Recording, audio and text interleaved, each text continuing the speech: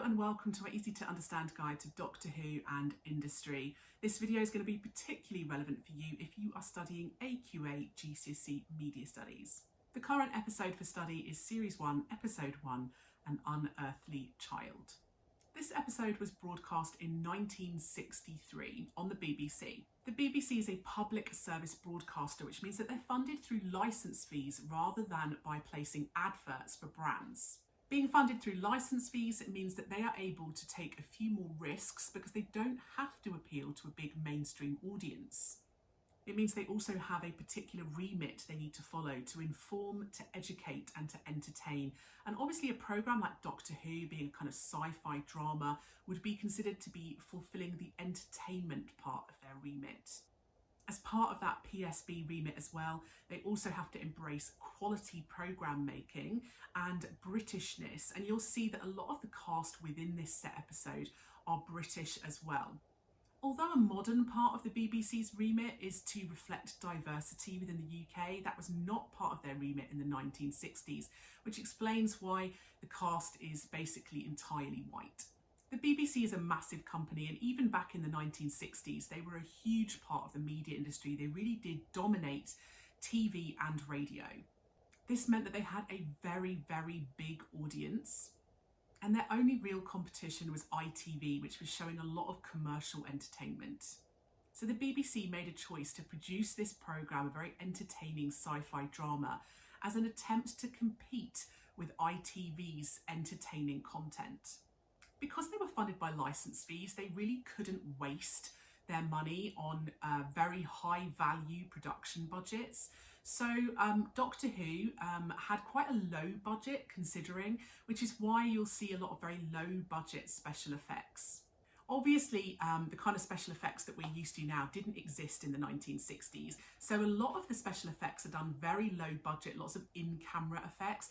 But audiences in the 1960s were still quite amazed by them. They had not seen a lot of the effects like this before.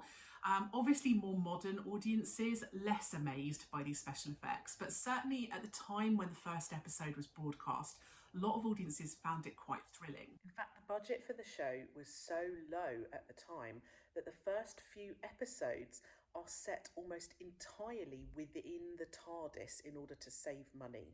Although they did use a lot of electronic music, which was considered quite forward-thinking and different at the time. Of course, despite the fact that the BBC is a public service broadcaster, it doesn't mean that money isn't important to them, and certainly turning Doctor Who into a kind of franchise to make extra revenue was something they were very interested in doing. They released quite a wide range of merchandise available, so you could kind of buy little toy action figures and Daleks. They released a range of novels for the show as well. And they also released 2 films relating to the series in the 1960s too. As well as that, there were board games available. Later on, as the technology developed, there were also computer games, audiobooks, and magazines as well. There have been a range of spin-offs released by the BBC as well over the years in order to try and cash in on the success of the original series and the cult following that it built up over time. There's also a Torchwood series as well. There have also been the Sarah Jane Adventures on CBBC, potentially to attract a more youthful audience. Totally Doctor Who, another kids-related programme. The Infinite Quest, which was animated. There's also a Doctor Who Confidential, which ran after the main episodes where people could get more information, and Doctor Who the Fan Show as well. And Doctor Who cast and characters have also taken part in various charity events as well, such as Sport Relief, Comic Relief, Children in Need.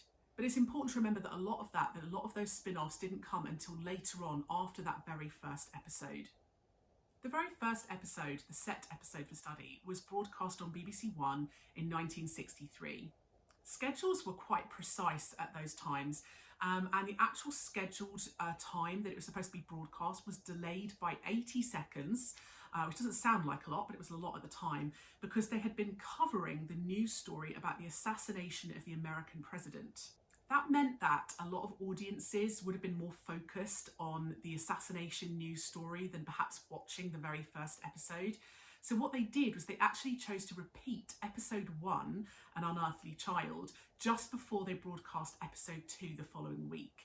And that was a good way of trying to re-engage audiences who might not have been fully focused on that episode the first time it had been shown.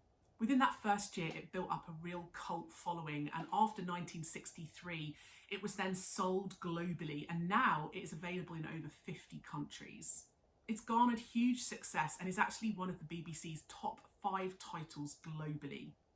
That particular episode and series is available on VHS as well as on DVD.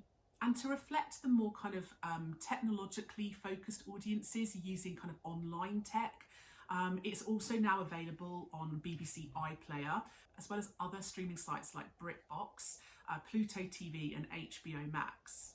Interestingly though, the set episode An Unearthly Child is not currently available on BBC iPlayer, and this is because the son of the writer of those episodes actually has had a legal dispute with the BBC and is currently withholding the copyright for the BBC to be able to show them online. Over the years, it's had several reboots to reflect its cult following. So they have had new episodes with new doctors, and that is to kind of refresh the franchise and gain new viewers. So the fact that this series and the franchise is still going so many years later just reflects how successful it was. So that was my easy to understand guide to Doctor Who and industry. Don't forget to subscribe to my channel for more content that is going to be relevant for you. And if you would like a video that I don't already have, leave a little comment below and I'll see what I can do.